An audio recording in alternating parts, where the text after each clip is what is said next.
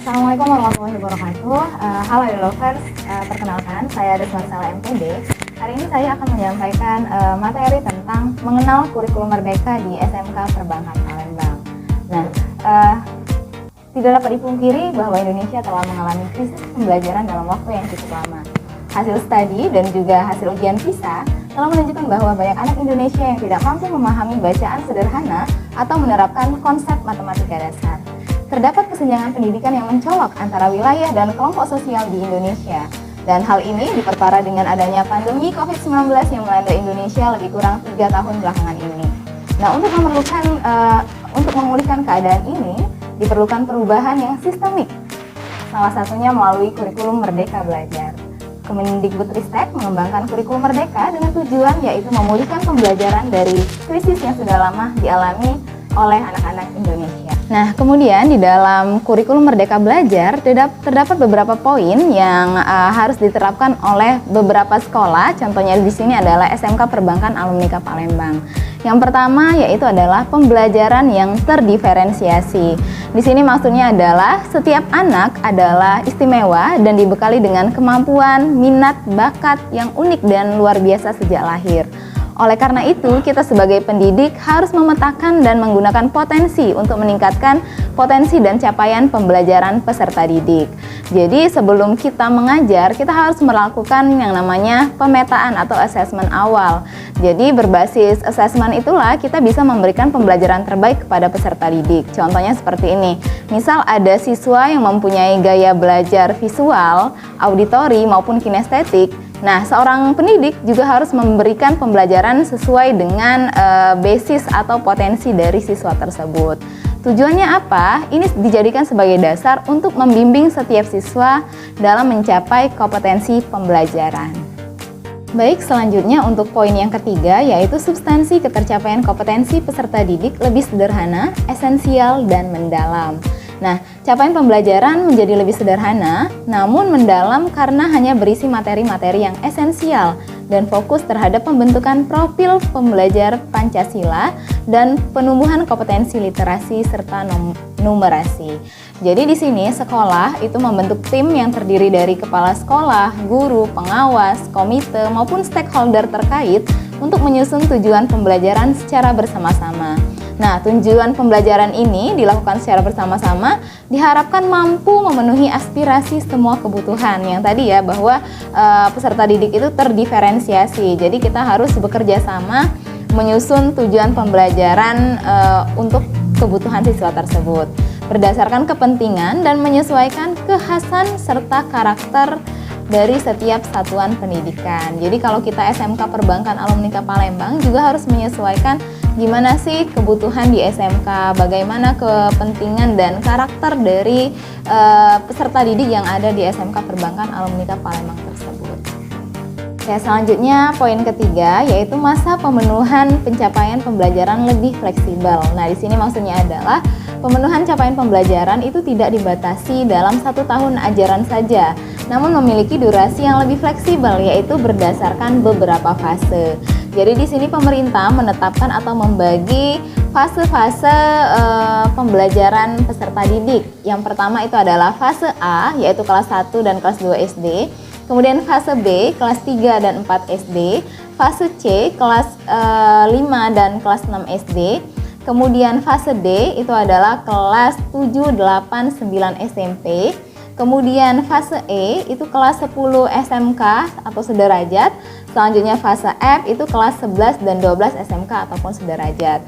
Nah, saat merencanakan pembelajaran di awal tahun ajaran, guru dan dalam fase yang sama dapat berkoordinasi dan berkolaborasi untuk memenuhi ketercapaian pembelajaran peserta didik di kelas sebelumnya sehingga menjadi acuan untuk merencanakan pembelajaran di fase selanjutnya.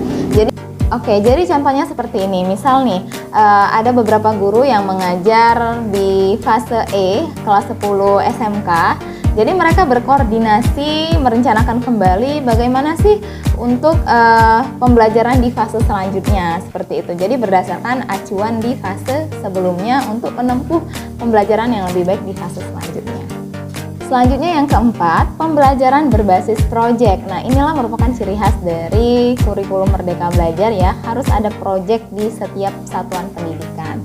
Jadi selain pembelajaran intrakurikuler atau pembelajaran di dalam kelas, terdapat alokasi proyek untuk pembelajaran sebanyak 20% sampai dengan 30% per jam pelajaran. Jadi kalau untuk tingkatan SMK, SMA itu 30% dari jam pembelajaran itu harus digunakan untuk kegiatan proyek atau siswa-siswa itu melaksanakan sebuah proyek yang sesuai dengan satuan pendidikannya.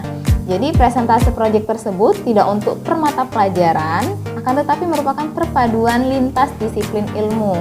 Jadi kalau di perbankan, di SMK perbankan tidak hanya untuk mata pelajaran akuntansi saja, tapi bisa juga dikolaborasikan dengan sejarah, kemudian dengan kewirausahaan atau pelajaran-pelajaran lain. Jadi lintas disiplin ilmu seperti itu.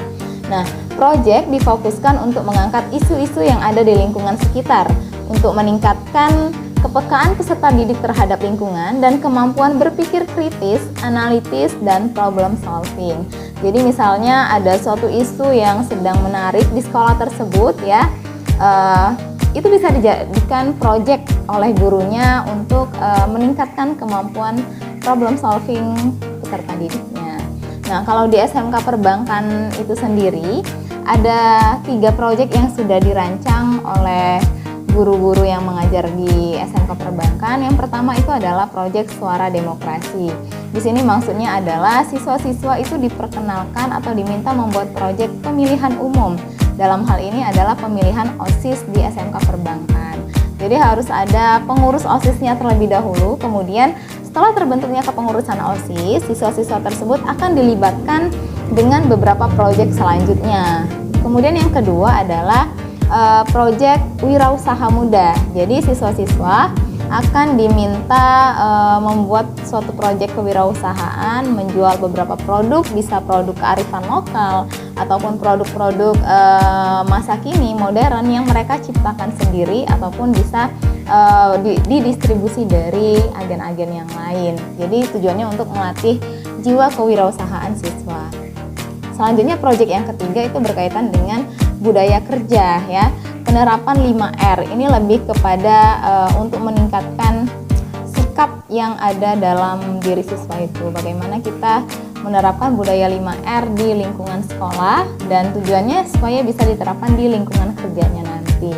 5R itu bisa contohnya rapi, resik, ringkas. Nah, itu merupakan suatu jati diri yang harus ditanamkan dalam diri siswa. Nah, jadi tujuan akhir dari pendidikan berbasis Merdeka Belajar ini tujuannya adalah untuk peserta didik di setiap jenjang pendidikannya, yaitu pemenuhan 3 indikator ya. Yang pertama pengetahuan, keterampilan, dan sikap, yaitu pembentukan karakter profil pelajar Pancasila yang beriman dan bertakwa kepada Tuhan Yang Maha Esa dan berakhlak mulia, mandiri, bernalar kritis, kemudian berkebinekaan global, bergotong royong dan kreatif, dan peningkatan literasi, numerasi bagi jenjang dasar dan jenjang menengah, yaitu pengetahuan untuk meningkatkan kompetensi peserta didik agar dapat hidup mandiri dan mengikuti pendidikan lebih lanjut dapat tercapai.